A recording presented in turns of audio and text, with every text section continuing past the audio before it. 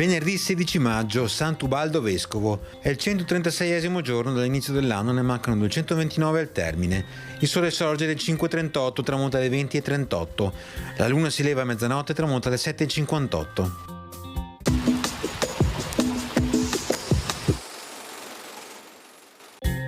I pittori Nicolò Pizzolo e Andrea Mantegna sottoscrivono a Padova il contratto per la decorazione a fresco della Cappella degli Ovetari nella chiesa degli Eremitani. Il Mantegna ha solo 17 anni e nella firma del contratto deve essere rappresentato dal fratello. Celeberrimo monumento d'arte, danneggiato irreparabilmente durante la Seconda Guerra Mondiale, la Cappella degli Ovetari era una delle più alte testimonianze del genio precoce e dell'austera potenza espressiva dell'arte di Mantegna.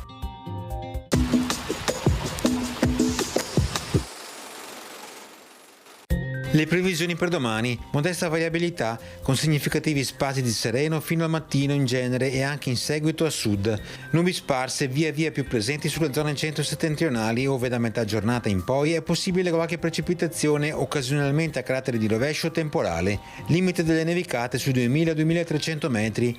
In quota temperature minime stazionarie o in lieve aumento e massime senza notevoli variazioni. Altrove prevalgono per le temperature minime le diminuzioni, per le massime gli aumenti salvo locali modeste controtendenze a nord-est.